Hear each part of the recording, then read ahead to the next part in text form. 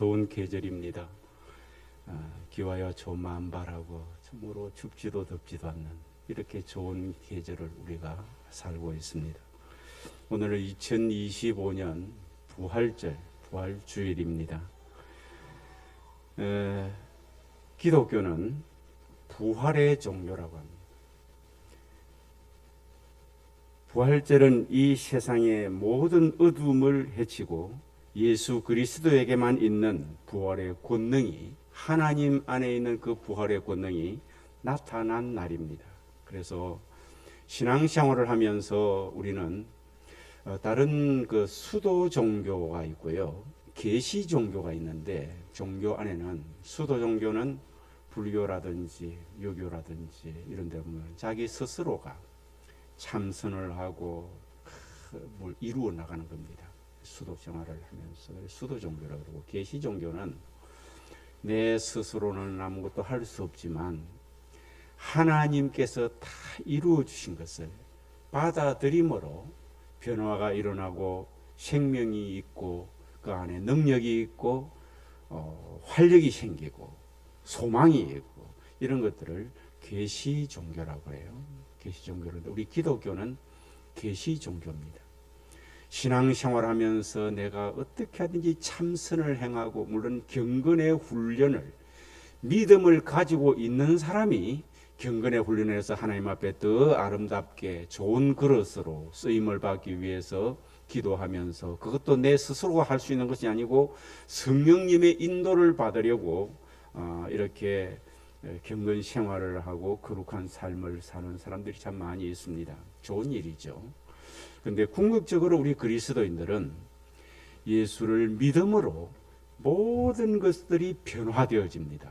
따라합시다. 예수를 믿음으로 모든 것이 변화되어집니다. 할렐루야. 예수를 믿음으로 인하여서 마귀 자녀가 되어 있던 우리가 하나님의 자녀로 변화가 됩니다. 엄청난 일이죠. 그리고 저주 아래에 있던 우리가 축복의 사람이 됩니다. 그리고 지옥에 갈 우리가 천국에 갈 수가 있습니다. 이 땅 위에 무능한 아무 권세도 능력도 없는 우리가 하나님이 주시는 그 예수 그리스도의 이름 권세로 우리가 능력 있는 사람이 됩니다. 그래서 영혼이 소생함을 얻게 돼요. 할렐루야. 이게 기독교 신앙이라는 것입니다. 그래서 무신론자들이라든지 이교도들은 왜 신앙생활 하면 되지 꼭 교회를 오라 그러느냐, 즉 예수를 믿으라 그러느냐, 어느 그런 믿으면 되지 합니다. 그런데 기독교 신자들은 그렇게 신앙생활 하지 않습니다.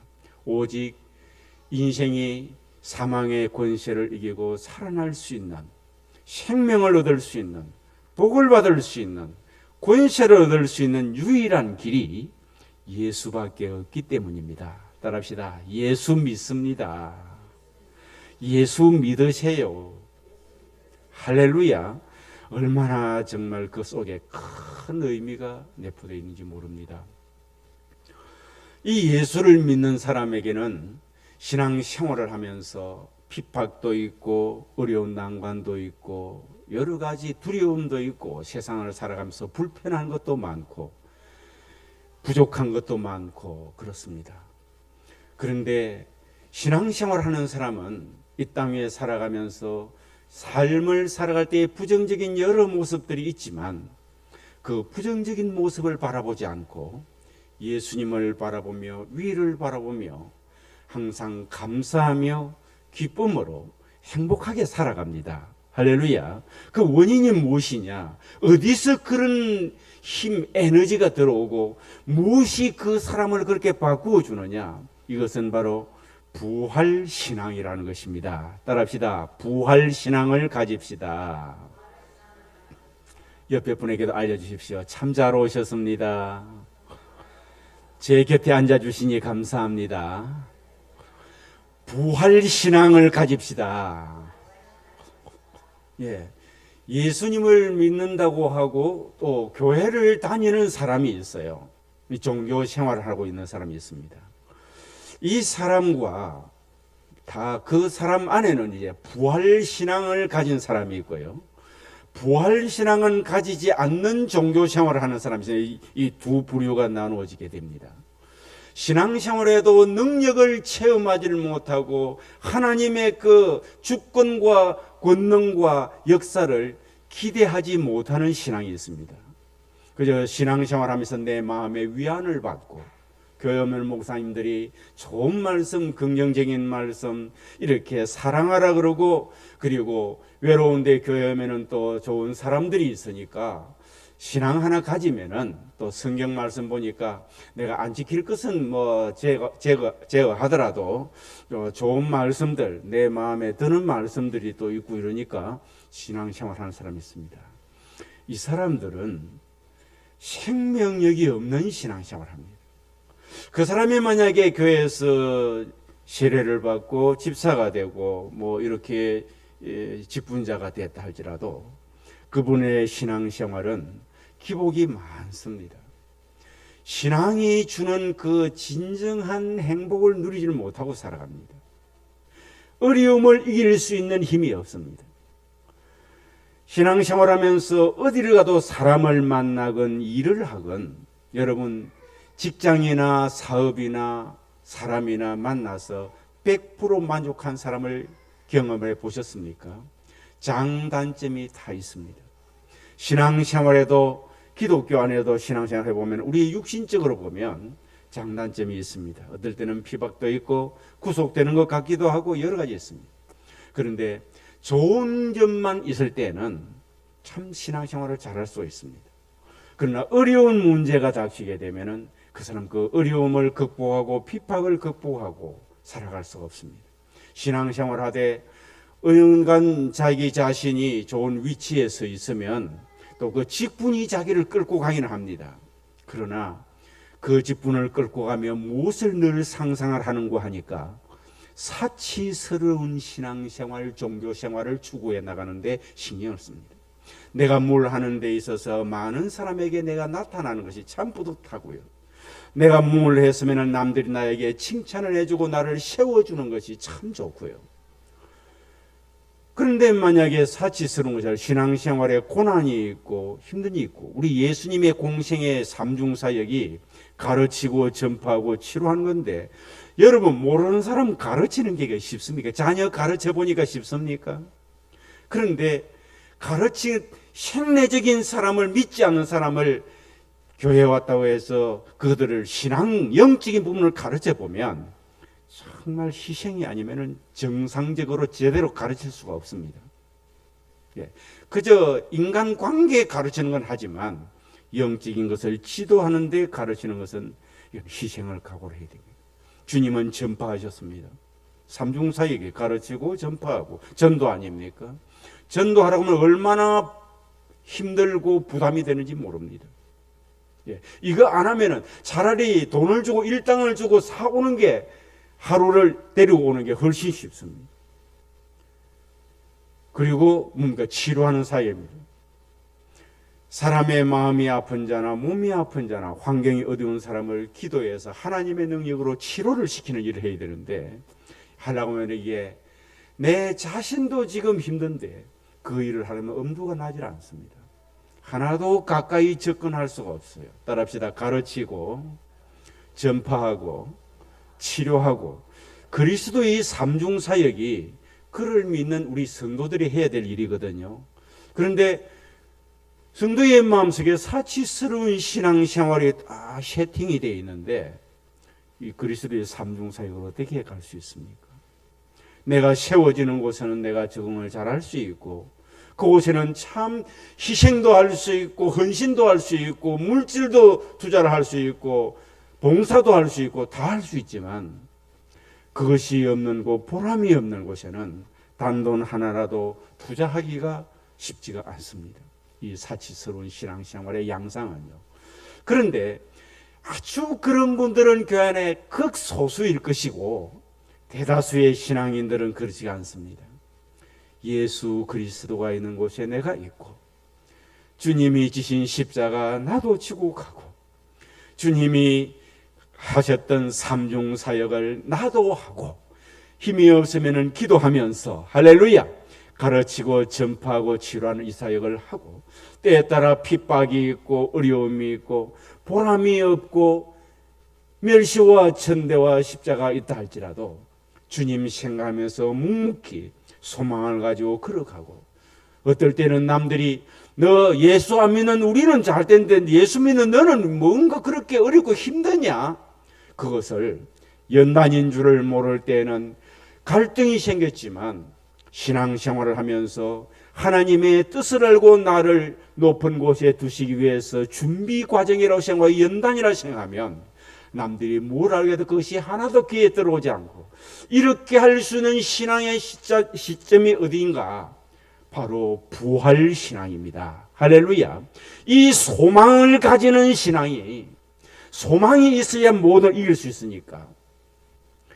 보람이 없어도 지금 내가 하고 있는 일에 하나님은 아시기 때문에 이후에 내게 상 주실 것, 소망이 있어야 내가 그걸 핍박을 이길 수 있고, 그리고 나의 한 어떤 보람이 없어도 견딜 수 있고, 더 큰 것을 바라볼 수 있고, 지금 남들보다 가진 것이 많지가 않고 세워진 것이 많지가 않고 핍박을 받고 있지만 소망이 있으니까 이거 괜찮아요. 행복하고 현재 감사하며 살 수 있는 것이거든요. 그래서 부활의 권능이, 이런 소망을 줄 수 있는 부활의 권능이 바로 하나님 안에 있던 것이 이 땅에 나타난 것이 부활인 거예요. 죽으셨던 예수님이 죽음의 권세를 깨뜨리고 부활을 하셨습니다. 나도 그 소망을 갖게 되는 것이 부활이고요. 그리고 이러한 사실은 예수님이 부활하신 것처럼 우리도 마지막 날에 부활하리라는 것입니다. 예수님이 십자가에서 운명을 하실 때에 핍박자들은 노래를 부르며 집으로 돌아가실 것입니다. 예수님을 십자가에 못 박았고 못 박으소서 했던 그 자들은 마치 노래를 부르면서 집으로 돌아가실 것 같지 않겠습니까? 그리고 저들은 우리가 이겼다고 얘기할 것입니다. 그리고 참 만족했을 것입니다. 이미 민중을 소란케 하고 신성 모독을 하고 있는 예수, 그리고 유대 당국자들과 성전 당국자들에게 늘 눈의 가시처럼 이렇게 자기들을 공격하는 것처럼, 지금 우리에게도 수많은 모손이 있지만 그걸 말을 안 하면 괜찮은데 자기가 뭔데 수많은 사람들에게 이렇게 종교생활, 신앙생활, 성전관리, 예배생활 이렇게 하면 되느냐 안 되느냐 하고, 이것은 하나님의 뜻이 아니라 그러고, 그러니 결국 저들은 데모를 일으켰습니다. 여론을 만들었습니다. 그리고 예수님을 십자가에 못 박았습니다. 그러나니 자기들은 얼마나 승리감이 있었겠습니까? 우리가 이겼다고 했을 것이고, 예수님이 십자가에 못 박혀 돌아가시고 난 이후에 저들은 마치 노래를 불렀지 않겠습니까? 마치 선은 십자가에 못 박혀버렸고 악은 승리를 한 것이 되어버린 것입니다. 미움이 사랑을 무식하게 만들었습니다. 어두움이 빛을 삼켜버린 격이 되어버렸습니다. 그래서 예수님의 제자들은 유대 당국자들과는 정반대로 실망에 빠져버립니다. 유대 당국자들이나 성전 당국자들은 승리감에 있는가 동시에 예수님을 따르던 주님의 제자들과 또 주님과 함께 있던 모든 예수를 믿던 사람들은 정반대로 실망에 빠져 있습니다. 그들도 내심 우리 예수님이 능력도 많으시죠. 오병이어의 기적을 일으키시는 일이나 여러 가지 병든 자들을 고치시고 귀신을 쫓아내시고 약한 자들을 일으키시고 하시는 모든 것을 보니 이제는 유대의 왕으로 세워질 것이라고 기대를 해서 위정자의정하고 이렇게 주님의 나라가 세워질 때에 한몫할 것이라고 생각했던 그들이 주님의 십자가에 못 박혀 돌아가시는 모습을 보고 저들은 실망에 빠져버렸습니다. 그런데 여러분, 이런 현상이 오래 갈 수가 없습니다. 살아계신 하나님, 공의의 하나님이 다스리시는 이 세상, 그 하나님이 주권을 가지고 계시는 이 땅을 우리가 믿는다면 현실적으로 그렇게 됐다 할지라도 그런 세상은 오래가지 않는다는 것을 믿으시기를 주의 이름으로 축복합니다. 할렐루야. 이것이 부활신앙입니다. 여러분, 지금 참 속상하는 것이 있습니까? 두려운 것이 있습니까? 뭐가 그렇게 여러분 겁이 납니까? 이러면은 안 된다고 하는 악이 성에 있는 것 같은 느낌이 드는 부분이 있습니까? 신앙을 가진 우리 그리스도인들은 그걸 보며 실망하지 않습니다. 그게 오래가지 않는다고 믿으시기를 주의 이름으로 축복합니다. 하나님이 다스리시는 이 세상에 이 어둠의 세력이 오래 지배할 수 없습니다. 사탄의 권세가 오래 지배할 수 없다는 것입니다. 예수 그리스도는 이 어둠을 해치고 3일 만에, 죽은 지 3일 만에 부활을 하셨습니다. 그래서 부활하신 주님께서는 제자들을 찾아오셨습니다. 오늘 본문 말씀에 바울 사도는 그 사건을 아주 여실하게, 또 공관복음이 그걸 그렇게 상세하게 기록을 하고 있습니다. 이 시간 부활하신 주님께서 우리를 찾아오셨다고 믿으시기를 주의 이름으로 축복합니다. 따라합시다. 부활하신 주님께서 나를 찾아오셨습니다. 믿습니까? 오늘 이 시간에 여러분을 찾아오셨다는 사실을 꼭 믿고 부활하신 주님 여러분의 마음에 모시고 사시기를 주의 이름으로 축복합니다. 부활하신 주님께서 그의 제자들에게 찾아오셔서 이름을 부르시며 그들과 함께 돕고 희망을 주고 용기를 주셨듯이 바로 여러분에게 부활하신 주님께서 병든 자는 치료시키고 마음에 상처 입은 자는 그 상처를 치료시키기를 원하시고 참으로 마음의 상처로 마음이 굳어져 있는 자는 부드럽게 풀어주시기를 원하고 희망과 소망을 잃어버린 자에게는 새 희망을 주시기를 원하는 예수님이 바로 이 자리에 여러분과 함께 계신다는 사실을 믿으시기를 바랍니다. 우리를 찾아오는 주님을 만나 뵙는 축복이 우리에게 꼭 있기를 주의 이름으로 축복합니다. 이제 우리가 할 수 있는 일은 우리 위에 죽음의 권세를 이기고 다시 사신 예수님, 우리를 찾아오신 예수님을 만나 뵙는 일입니다. 신앙생활하면서 부활하신 주님을 영적으로 서로가 만나 뵙고 신앙생활하는 사람과 이 부활신앙을 가지고 있는 사람과 그러지 못하고 있는 신앙생활은 다릅니다. 만사를 영적인 일, 하나님의 일이지만은 육신의 일로 모든 것이 교회의 일도 보이게 되고요. 여러분의 인생의 삶이 영적인 사람이기 때문에 영적인 측면에서 안목으로 다 바라보아야 되는데 육신의 안목으로 내 인생의 삶과 가정과 모든 것들이 세상이 다 보여지게 됩니다. 이 발상이 전환이 되기를 주의 이름으로 축복합니다. 나라와 민족을 사랑해야 되고 세계 민족을 다 열방을 사랑해야 되고 가정을 사랑해야 되고 여러분 자신을 사랑해야 됩니다.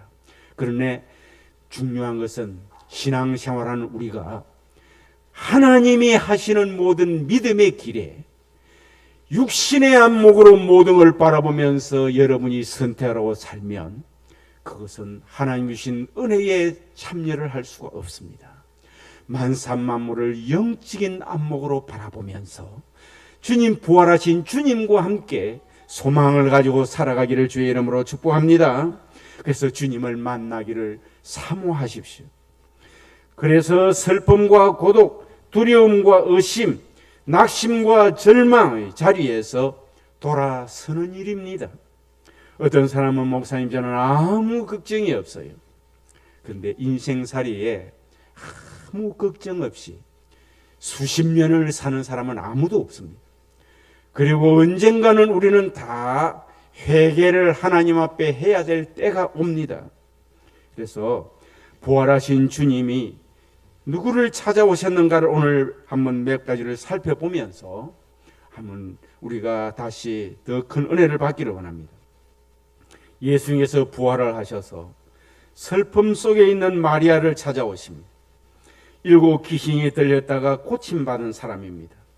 그는 예수님만 사랑하고 주님만 바라보던 사람입니다. 예수님이 아니었으면 그는 죽어 세상에 존재하지 않았을 것입니다. 그에게 예수님께서 제일 먼저 찾아오셔서 그를 만나 주십니다. 여러분, 예수님께서 은혜 받은 사람, 은혜 안에 있는 사람, 예수님이 아니면은 나는 이 땅 위에 내 삶이 아무 의미가 없다고 믿고 주님 제1주의로 생각하는 그에게 하나님께서 찾아오십니다. 할렐루야. 그래서 주님은 그 사람과 만날 수가 있는 것입니다. 여러분, 금년 한 해 동안, 아니 일생 동안 이 마리아처럼 주님만 생각하고 주님만 사랑하고 주님만 의지하고 그동안에 주님께서 내게 베풀어 주신 은혜가 너무너무 크다고 생각하며 감사하며 살아가는 성도가 되기를 주의 이름으로 축복합니다. 그럴 때에 주님께서 여러분에게 찾아오실 것입니다. 그리고 두려워하는 제자들에게 찾아오셨습니다. 이 제자들은요, 예수님이 십자가에 못 박혀 돌아가시고 난 뒤에 제일 담대해야 할 사람들이 제자들이었습니다. 그들에게 3년 반 동안 예수님께서 훈련을 시키지 않습니까? 무엇이 가치가 있고 무엇이 가치가 없는지, 내가 누구인지의 정체성과 이 가치를 알려주었습니다. 그리고 내가 무엇을 해야 될 사람인가를 알려주었습니다. 할렐루야. 너는 나를 따르라 사람을 낚는 어부가 되게 하리라고 사람들에게 소망을 주고 생명을 주고 진리를 알려줘야 될, 그리고 남들은 실망하지만은 모두가 실망했을 때의 마지막 보루라도 너만은 용기를 내고 소망을 가지고 살아야 된다고 예수님께서는 그들에게 무엇을 하고 살아야 될 사람인가를 가르치셨습니다. 그런데 예수님께서 말씀을 전해주시는 그 모든 말씀을 한없이 폭포수처럼 들어 있었지만 예수님이 십자가에 못 박혀 돌아가시고 나니까 말씀이 아무것도 없는 사람이 되었습니다. 여러분, 성경을 1년에 1독씩 하고 10독을 하고 평생에 100독을 하고 참 좋습니다. 많이 외워놓고 늘 듣고 묵상을 하고 참 좋습니다. 여러분, 우리는 이 세상을 이길 수 있는 게 말씀으로 이길 수가 있습니다. 할렐루야. 그런데 내게 고난이 있고 힘들 때에 내게 그 말씀이 없다면 내게는 말씀이 없는 자가 됩니다. 사탄이 역사할 때에 말씀이 없고, 실패를 했을 때에 내게 말씀이 없고, 고난이 올 때에 말씀이 없고, 가장 외로울 때에 말씀이 없고, 앞길이 막힐 때에 내게 말씀이 없다면 성경을 많이 읽은 것하고 설교 때 설교를 많이 들었던 것하고 주님 앞에 영광을 돌리고 주님이 하시는 일에 내 자신이 실망만 할 수밖에 없는 존재라면 내게는 말씀이 없는 자입니다. 깨달아지시면 아멘 하시기 바랍니다. 옆 분에게 물어보십시오. 말씀이 있습니까? 말씀을 간직합시다. 할렐루야. 이 말씀을 간직해야 됩니다. 우리는 제자들처럼 예수님과 함께 기적을 많이 체험하고 예수님에게 주옥 같은 말씀을 많이 듣고 오랜 동안 주님과 함께 동고동락했으면 말씀이 있는 줄을 알고 있습니다. 여러분, 말씀은 예수님이 십자가에 못 박혀 운명하실 그때의 말씀이 있어야 되는데, 할렐루야, 그때에 예수님께서 말씀하셨지 않습니까? 인자가 이렇게 돌아가셔야 된다고, 많은 사람을 위해서 돌아가셔야 된다고 말씀하셨지 않습니까? 이 말씀이 있어야 되죠. 돌아가셨다가 3일 만에 살아나신다고 말씀하셨습니다. 이 말씀이 있어야 되죠. 내가 너희에게 뱀과 전갈에게 보낸다고 하였지 않습니까? 지금 우리는 참 약해 보입니다. 그러나 내가 너에게 뱀과 전갈을 밟으며 원수의 모든 능력을 제할 권세를 주셨다고 말씀하시지 않습니까? 현재 우리는 핍박을 받는 것 같지만 우리는 승리합니다. 이 말씀이 있어야 돼요. 뱀과 전갈 앞에 그들을 밟을 수 있는 말씀도 사라지고 원수의 능력을 제할 권세도 사라져버리고 없고 아무 말씀이 없어져 버렸습니다. 이 제자들에게. 그렇습니다. 그래서 이 제자들은 무엇에 이렇게 참 두려워하는가 하니까 로마의 총독 본디오스 빌라도죠.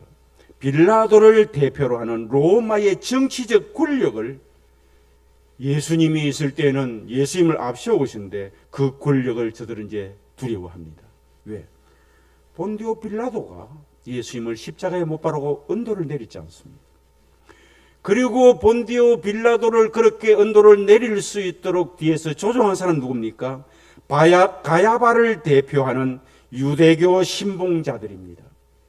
이제 유대교에서 이제 자기들도 죽게 되었어요. 그들이 그렇게 두려웠습니다.